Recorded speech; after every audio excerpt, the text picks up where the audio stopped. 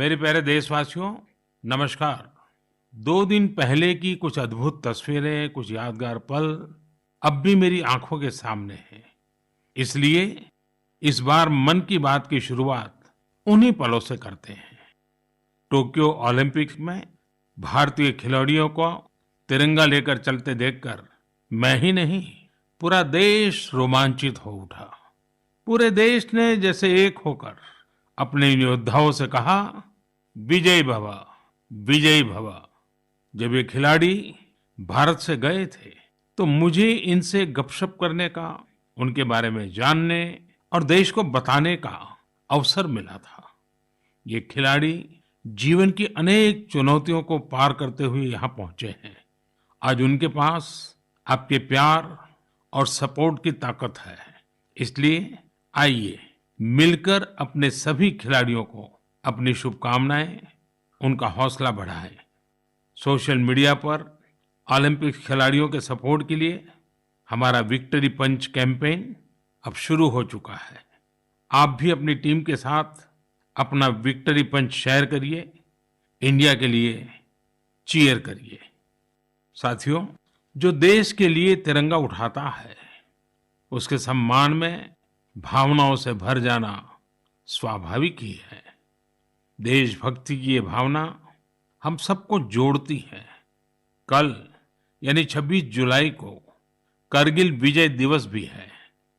करगिल का युद्ध भारत की सेनाओं के शौर्य और संयम का ऐसा प्रतीक है जिसे पूरी दुनिया ने देखा है। इस बार ये गौरवशाली दिवस भी अमृत महोत्सव के बीच में मनाया जाएगा, इसलिए ये और भी खास हो जाता है। मैं चाहूंगा कि आप करगिल की रोमांचित कर देने वाली गाथा जरूर पढ़ें। करगिल के वीरों को हम सब नमन करें। साथियों, इस बार 15 अगस्त को देश अपनी आजादी के 75वें साल में प्रवेश कर रहा है। ये हमारा बहुत बड़ा सौभाग्य है कि जिस आजादी के लिए देश ने सदियों का इंतजार किया, उसके 75 वर्ष होने के हम साक्षी बन रहे हैं। आपको याद होगा, आजादी के 75 साल मनाने के लिए 12 मार्च को बापू के साबरमती आश्रम से अमृत महोत्सव की शुरुआत हुई थी। इसी दिन बापू की दांडी यात्रा को भी पुनर्जीवित किया गया था। तब से जम्मू कश्मीर से लेकर पुडुचेरी तक, गुजरात से लेकर पूर्वोत्तर तक देश भर में अमृत महोत्सव से जुड़े कार्यक्रम चल रहे हैं। कई ऐसी घटनाएं, ऐसे स्वाधीनता सेनानी जिनका योगदान तो बहुत बड़ा है लेकिन उतनी चर्चा नहीं हो पाई, आज लोग उनके बारे में भी जान पा रहे हैं। अब जैसे मोइरांग डे को ही लीजिए। मणिपुर का छोटा सा कस्बा मोइरांग कभी नेताजी सुभाष चंद्र बोस के इंडियन नेशनल आर्मी यानी आईएनए का एक प्रमुख ठिकाना था। यहाँ आजादी के पहले ही आईएनए के कर्नल शौकत मलिक जी ने झंडा फहराया था। अमृत महोत्सव के दौरान 14 अप्रैल को उसी मोइरांग में एक बार फिर तिरंगा फहराया गया। ऐसे कितने ही स्वाधीनता सेनानी और महापुरुष हैं जिन्हें अमृत महोत्सव में देश याद कर रहा है। सरकार और सामाजिक संगठनों की तरफ से भी लगातार इससे जुड़े कार्यक्रम आयोजित किए जा रहे हैं। ऐसा ही एक आयोजन इस बार 15 अगस्त को होने जा रहा है। ये एक प्रयास है राष्ट्रगान से जुड़ा हुआ। सांस्कृतिक मंत्रालय की कोशिश है कि इस दिन ज्यादा से ज्यादा भारतवासी मिलकर राष्ट्रगान गाएं। इसके लिए एक वेबसाइट भी बनाई गई है, राष्ट्रगान.in। इस वेबसाइट की मदद से आप राष्ट्रगान गाकर उसे रिकॉर्ड कर पाएंगे, इस अभियान से जुड़ पाएंगे। मुझे उम्मीद है आप इस अनोखी पहल से जरूर जुड़ेंगे। इसी तरह के बहुत सारे अभियान, बहुत सारे प्रयास आपको आने वाले दिनों में देखने को मिलेंगे। अमृत महोत्सव किसी सरकार का कार्यक्रम नहीं, किसी राजनीतिक दल का कार्यक्रम नहीं, यह कोटि कोटि भारतवासियों का कार्यक्रम है। हर स्वतंत्र और कृतज्ञ भारतीय का अपने स्वतंत्रता सेनानियों को नमन है। और इस महोत्सव की मूल भावना का विस्तार तो बहुत विशाल है। ये भावना है अपने स्वाधीनता सेनानियों के मार्ग पर चलना, उनके सपनों का देश बनाना। जैसे देश की आजादी के मतवाले स्वतंत्रता के लिए एकजुट हो गए थे, वैसे ही हमें देश के विकास के लिए एकजुट होना है। हमें देश के लिए जीना है, देश के लिए काम करना है। और इसमें छोटे छोटे प्रयास भी बड़े नतीजे ला देते हैं। रोज के कामकाज करते हुए भी हम राष्ट्र निर्माण कर सकते हैं। जैसे वोकल फॉर लोकल, हमारे देश के स्थानीय उद्यमियों, आर्टिस्टों, शिल्पकारों, बुनकरों को सपोर्ट करना हमारे सहज स्वभाव में होना चाहिए। 7 अगस्त को आने वाला नेशनल हैंडलूम डे एक ऐसा अवसर है जब हम प्रयास पूर्वक भी ये काम कर सकते हैं। नेशनल हैंडलूम डे के साथ बहुत ऐतिहासिक पृष्ठभूमि जुड़ी हुई है। इसी दिन 1905 में स्वदेशी आंदोलन की शुरुआत हुई थी। साथियों, हमारे देश के ग्रामीण और आदिवासी इलाकों में हैंडलूम कमाई का बहुत बड़ा साधन है। ये ऐसा क्षेत्र है जिससे लाखों महिलाएं, लाखों बुनकर, लाखों शिल्पी जुड़े हुए हैं। आपके छोटे छोटे प्रयास बुनकरों में एक नई उम्मीद जगाएंगे। आप स्वयं कुछ न कुछ खरीदें और अपनी बात दूसरों को भी बताएं। और जब हम आजादी के 75 साल मना रहे हैं, तब तो इतना करना हमारी जिम्मेवारी बनती ही है भाइयों। आपने देखा होगा, साल 2014 के बाद से ही मन की बात में हम अक्सर खादी की बात करते हैं। ये आपका ही प्रयास है कि आज देश में खादी की बिक्री कई गुना बढ़ गई है। क्या कोई सोच सकता था कि खादी के किसी स्टोर से एक दिन में 1 करोड़ रुपए से अधिक की बिक्री हो सकती है? लेकिन आपने ये भी कर दिखाया है। आप जब भी कहीं पर खादी का कुछ खरीदते हैं, तो इसका लाभ हमारे गरीब बुनकर भाइयों बहनों को ही होता है। इसलिए खादी खरीदना एक तरह से जन सेवा भी है, देश सेवा भी है। मेरा आपसे आग्रह है कि आप सभी मेरे प्यारे भाइयों बहनों, ग्रामीण इलाकों में बन रहे हैंडलूम प्रोडक्ट्स जरूर खरीदें और उसे #myhandloom mypride के साथ शेयर करें। साथियों, बात जब आजादी के आंदोलन और खादी की हो, तो पूज्य बापू का स्मरण होना स्वाभाविक है। जैसे बापू के नेतृत्व में भारत छोड़ो आंदोलन चला था, वैसे ही आज हर देशवासी को भारत जोड़ो आंदोलन का नेतृत्व करना है। यह हमारा कर्तव्य है कि हम अपना काम ऐसे करें जो विविधताओं से हमारे भारत को जोड़ने में मददगार हो। तो आइए हम अमृत महोत्सव को ये अमृत संकल्प लें कि देश ही हमारी सबसे बड़ी आस्था, सबसे बड़ी प्राथमिकता बना रहेगा।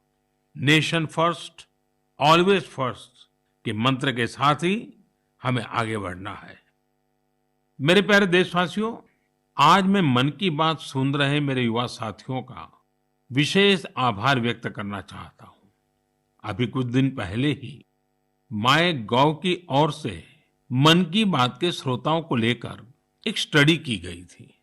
इस स्टडी में ये देखा गया कि मन की बात के लिए संदेश और सुझाव भेजने वालों में प्रमुखतः कौन लोग हैं। स्टडी के बाद ये जानकारी सामने आई कि संदेश और सुझाव भेजने वालों में से करीब करीब 75% लोग 35 वर्ष की आयु से कम के होते हैं। यानी भारत की युवा शक्ति के सुझाव मन की बात को दिशा दे रहे हैं।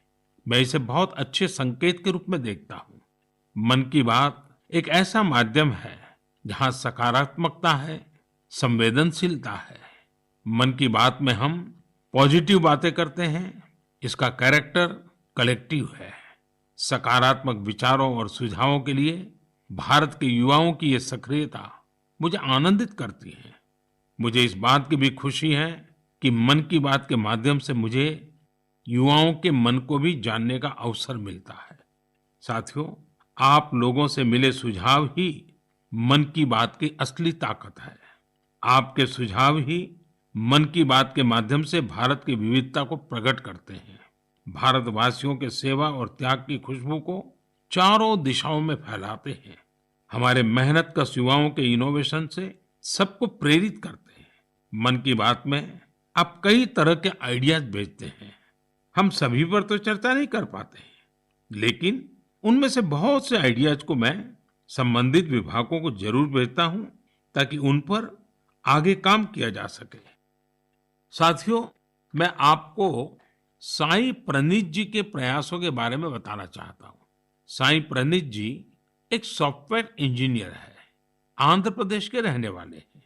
पिछले वर्ष उन्होंने देखा कि उनके यहाँ मौसम की मार की वजह से किसानों को काफी नुकसान उठाना पड़ा था। मौसम विज्ञान में उनकी दिलचस्पी बरसों से थी, इसलिए उन्होंने अपनी दिलचस्पी और अपने टैलेंट को किसानों की भलाई के लिए इस्तेमाल करने का फैसला किया। अब वे अलग अलग डेटा सोर्सेज से वेदर डेटा खरीदते हैं, उसका विश्लेषण करते हैं और स्थानीय भाषा में अलग अलग माध्यमों से किसानों के पास जरूरी जानकारी पहुंचाते हैं। वेदर अपडेट्स के अलावा प्रणीत जी अलग अलग क्लाइमेट कंडीशंस में लोगों को क्या करना चाहिए गाइडेंस भी देते हैं। खासकर बाढ़ से बचने के लिए या फिर तूफान या बिजली गिरने पर कैसे बचा जाए, इस बारे में भी वो लोगों को बताते हैं। साथियों, एक और इस नौजवान सॉफ्टवेयर इंजीनियर का ये प्रयास दिल को छूने वाला है, तो दूसरी ओर हमारे एक साथी के द्वारा किया जा रहा टेक्नोलॉजी का उपयोग भी आपको अचंभित कर देगा। ये साथी हैं ओडिशा के संबलपुर जिले के एक गांव में रहने वाले श्रीमान इसाक मुंडा जी। इसाक जी कभी एक दिहाड़ी मजदूर के रूप में काम करते थे, लेकिन अब वे एक इंटरनेट सेंसेशन बन गए हैं। अपने यूट्यूब चैनल से वो काफी रुपये कमा रहे हैं। वे अपने वीडियोस में स्थानीय व्यंजन, पारंपरिक खाना बनाने के तरीके, अपने गांव, अपनी लाइफस्टाइल, परिवार और खान पान की आदतों को प्रमुखता से दिखाते हैं। एक यूट्यूबर के रूप में उनकी यात्रा मार्च 2020 में शुरू हुई थी, जब उन्होंने ओडिशा के मशहूर स्थानीय व्यंजन पखाल से जुड़ा एक वीडियो पोस्ट किया था। तब से वे सैकड़ों वीडियो पोस्ट कर चुके हैं।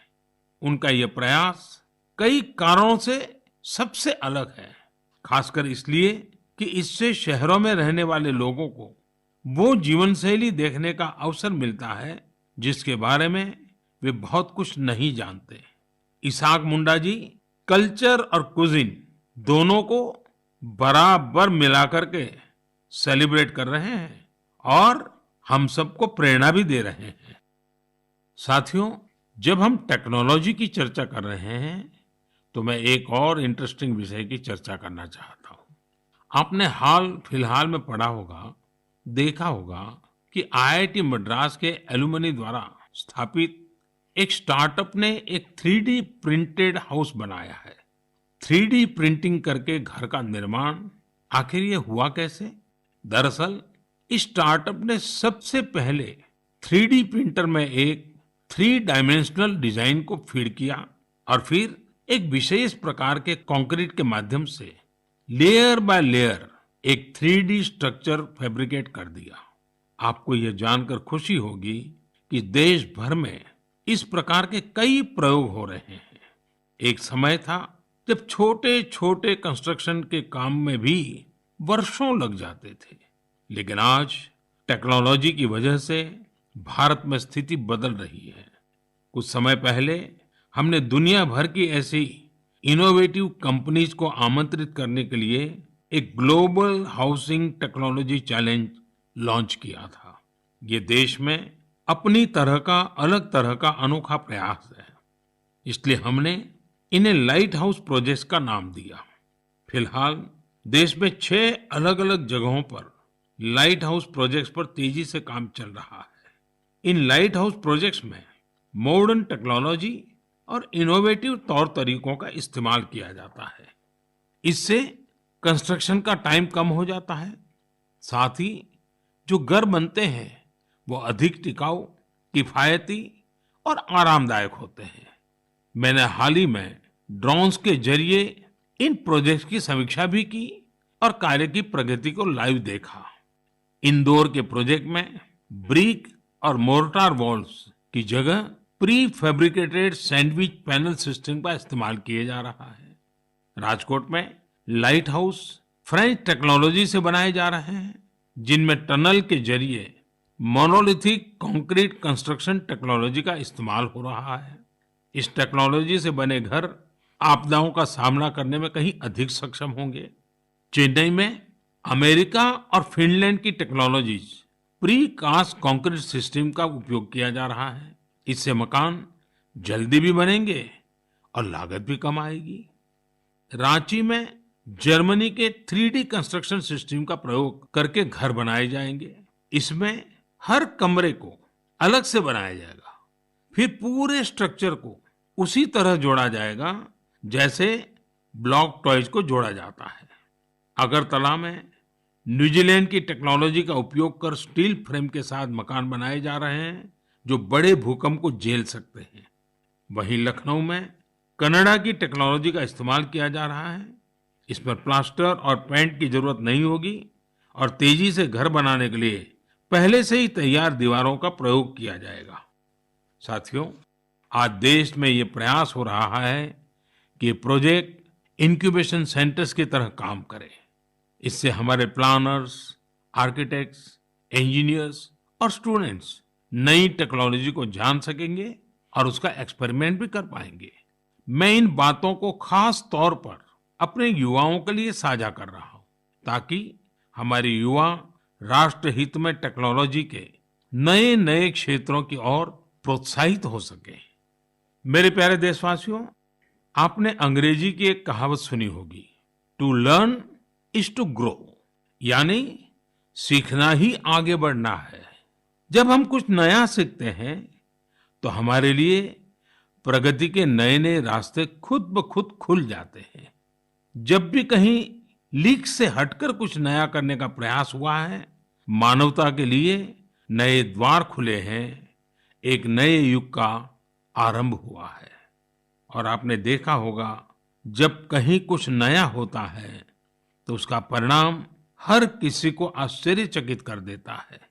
अब जैसे कि अगर मैं आपसे पूछूं कि वो कौन से राज्य हैं जिन्हें आप सेब, एप्पल के साथ जोड़ेंगे, तो जाहिर है कि आपके मन में सबसे पहले हिमाचल प्रदेश, जम्मू कश्मीर और उत्तराखंड का नाम आएगा। पर अगर मैं कहूं कि इस लिस्ट में आप मणिपुर को भी जोड़ दीजिए तो शायद आप आश्चर्य से भर जाएंगे। कुछ नया करने के जज्बे से भरे युवाओं ने मणिपुर में ये कारनामा कर दिखाया है। आजकल मणिपुर के उखरुल जिले में सेब की खेती जोर पकड़ रही है। यहाँ के किसान अपने बागानों में सेब उगा रहे हैं। सेब उगाने के लिए इन लोगों ने बाकायदा हिमाचल जाकर ट्रेनिंग भी ली है। इनमें से एक हैं टीएस रिंगफामीयोंग। ये पैसे से एक एरोनॉटिकल इंजीनियर है। उन्होंने अपनी पत्नी श्रीमती टीएस एंजल के साथ मिलकर सेब की पैदावार की है। इसी तरह अवुंगशी शिमरे ऑगस्टिन ने भी अपने बागान में सेब का उत्पादन किया है। अवुंगशी दिल्ली में जॉब करती थी। ये छोड़कर वो अपने गांव लौट गई और सेब की खेती शुरू की। मणिपुर में आज ऐसे कई एप्पल ग्रोवर हैं जिन्होंने कुछ अलग और नया करके दिखाया है। साथियों, हमारे आदिवासी समुदाय में बेर बहुत लोकप्रिय रहा है। आदिवासी समुदायों के लोग हमेशा से बेर की खेती करते रहे हैं, लेकिन कोविड-19 महामारी के बाद इसकी खेती विशेष रूप से बढ़ती जा रही है। त्रिपुरा के उनाकोटी के ऐसे ही 32 साल के मेरे युवा साथी हैं विक्रमजीत चकमा। उन्होंने बेर की खेती की शुरुआत कर काफी मुनाफा भी कमाया है और अब तो लोगों को बेर की खेती करने के लिए प्रेरित भी कर रहे हैं। राज्य सरकार भी ऐसे लोगों की मदद के लिए आगे आई है। सरकार द्वारा इसके लिए कई विशेष नर्सरी बनाई गई है ताकि बेर की खेती से जुड़े लोगों की मांग पूरी की जा सके। खेती में इनोवेशन हो रहे हैं तो खेती के बाय प्रोडक्ट्स में भी क्रिएटिविटी देखने को मिल रही है। साथियों, मुझे उत्तर प्रदेश के लखीमपुर खीरी में किए गए एक प्रयास के बारे में भी पता चला है। कोविड के दौरान ही लखीमपुर खीरी में एक अनोखी पहल हुई है। वहां महिलाओं को केले के बेकार तनों से फाइबर बनाने की ट्रेनिंग देने का काम शुरू किया गया।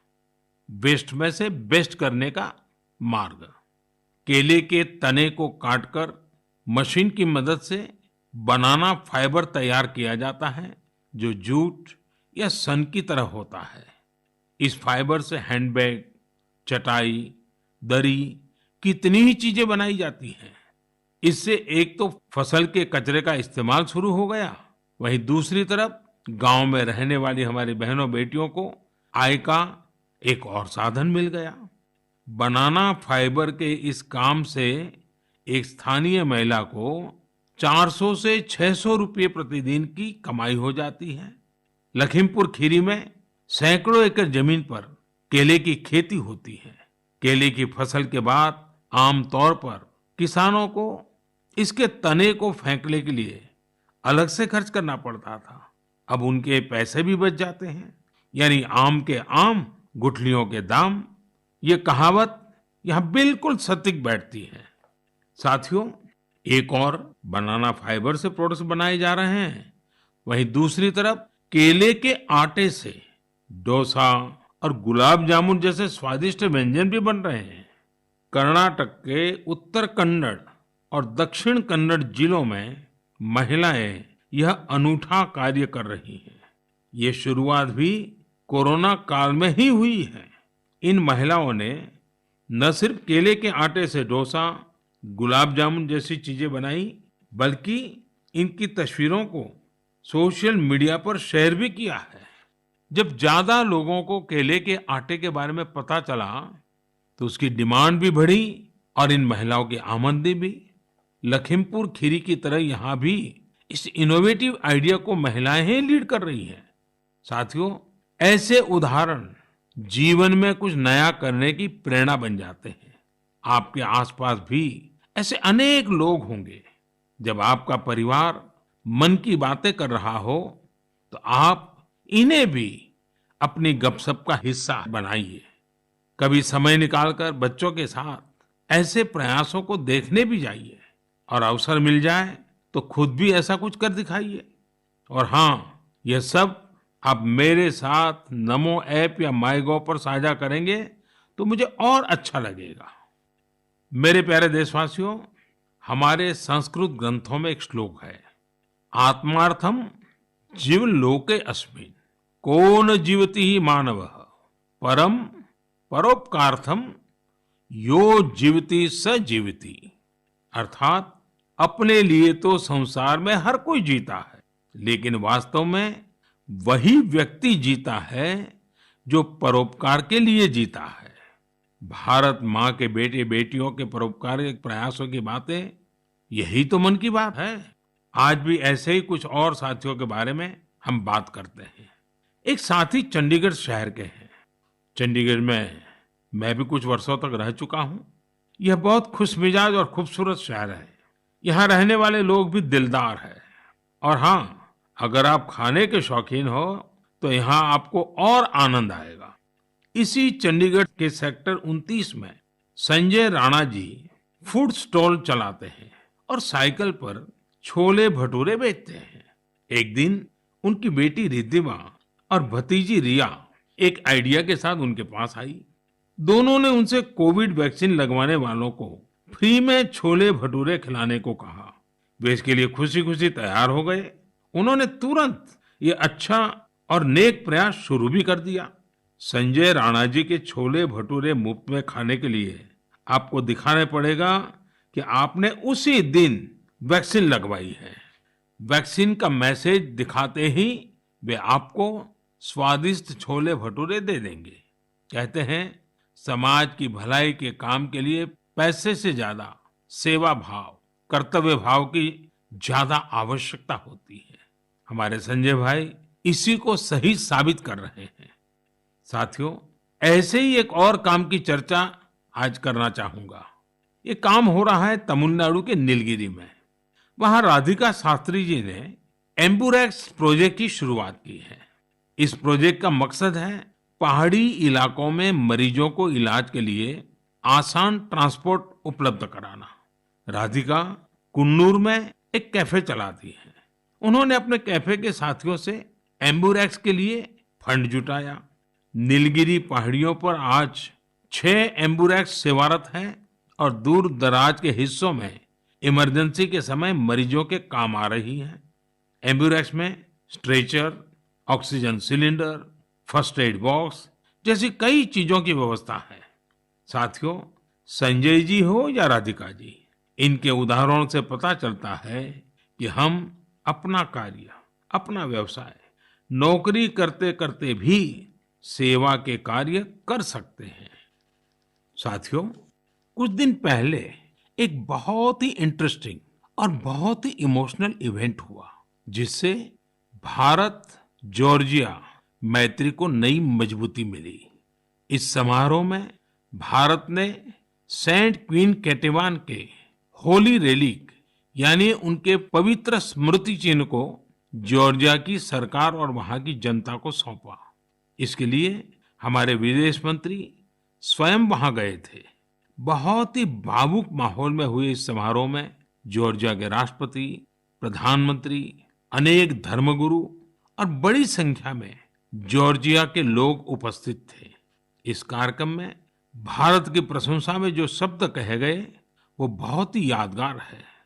इस एक समारोह ने दोनों देशों के साथ ही गोवा और जॉर्जिया के बीच के संबंधों को भी और प्रगाढ़ कर दिया है।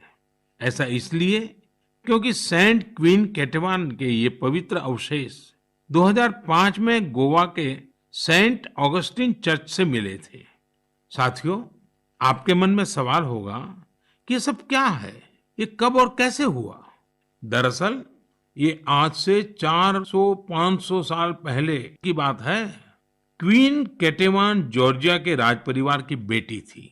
10 साल के कारावास के बाद 1624 में वो शहीद हो गई थी।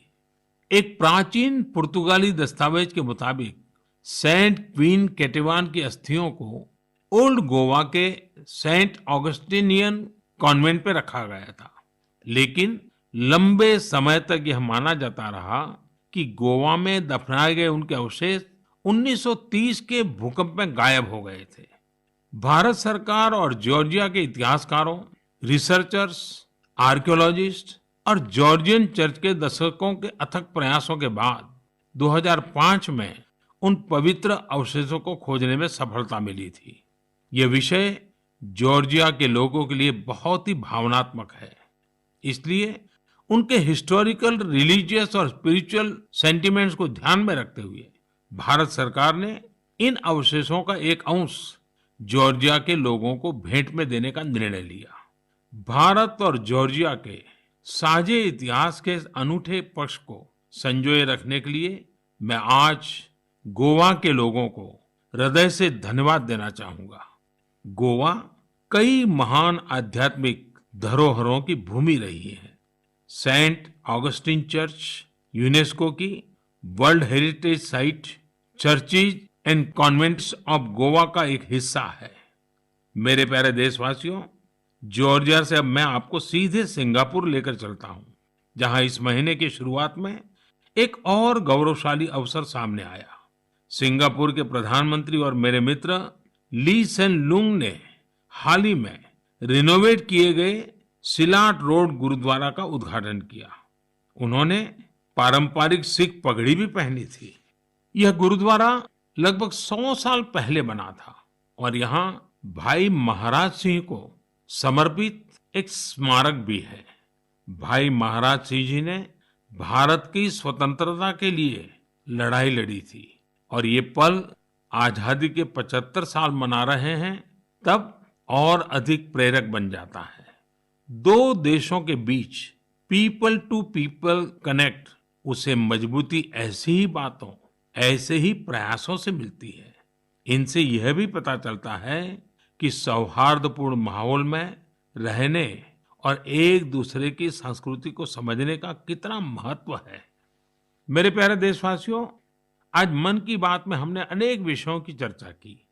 एक और विषय है जो मेरे दिल के बहुत करीब है। ये विषय है जल संरक्षण का। मेरा बचपन जहाँ गुजरा, वहाँ पानी की हमेशा से किल्लत रहती थी। हम लोग बारिश के लिए तरसते थे और इसलिए पानी की एक एक बूंद बचाना हमारे संस्कारों का हिस्सा रहा है। अब जनभागीदारी से जल संरक्षण, इस मंत्र ने वहाँ की तस्वीर बदल दी है। पानी की एक एक बूंद को बचाना, पानी की किसी भी प्रकार की बर्बादी को रोकना, ये हमारी जीवन शैली का एक सहज हिस्सा बन जाना चाहिए। हमारे परिवारों की ऐसी परंपरा बन जानी चाहिए जिससे हर एक सदस्य को गर्व हो। साथियों, प्रकृति और पर्यावरण की रक्षा भारत के सांस्कृतिक जीवन में, हमारे दैनिक जीवन में रचा बसा हुआ है। वहीं बारिश और मानसून हमेशा से हमारे विचारों, हमारी फिलॉसफी और हमारी सभ्यता को आकार देते आए हैं। ऋतु संहार और मेघदूत में महाकवि कालिदास ने वर्षा को लेकर बहुत ही सुंदर वर्णन किया है। साहित्य प्रेमियों के बीच ये कविताएं आज भी बेहद लोकप्रिय हैं। ऋग्वेद के पर्जन्य सूक्तम में भी वर्षा के सौंदर्य का खूबसूरती से वर्णन है। इसी तरह श्रीमद् भागवत में भी काव्यात्मक रूप से पृथ्वी, सूर्य और वर्षा के बीच के संबंधों को विस्तार दिया गया है। अष्टौ मासान् निपीतं यद भूम्याः च ओदमयं वसु स्वगोभिः मक्तुम आरेभे पर्जन्य काल आगते। अर्थात सूर्य ने 8 महीने तक जल के रूप में पृथ्वी की संपदा का दोहन किया था। अब मानसून के मौसम में सूर्य इस संचित संपदा को पृथ्वी को वापस लौटा रहा है। वाकई मानसून और बारिश का मौसम सिर्फ खूबसूरत और सुहाना ही नहीं होता, बल्कि यह पोषण देने वाला, जीवन देने वाला भी होता है। वर्षा का पानी जो हमें मिल रहा है, वो हमारी भावी पीढ़ियों के लिए है। ये हमें कभी भूलना नहीं चाहिए। आज मेरे मन में ये विचार आया कि क्यों न इन रोचक संदर्भों के साथ ही मैं अपनी बात समाप्त करूं। आप सभी को आने वाले पर्वों की बहुत बहुत शुभकामनाएं। पर्व और उत्सवों के समय ये जरूर याद रखिएगा कि कोरोना अभी हमारे बीच से गया नहीं है। कोरोना से जुड़े प्रोटोकॉल आपको भूलने नहीं है। आप स्वस्थ और प्रसन्न रहें। बहुत बहुत धन्यवाद।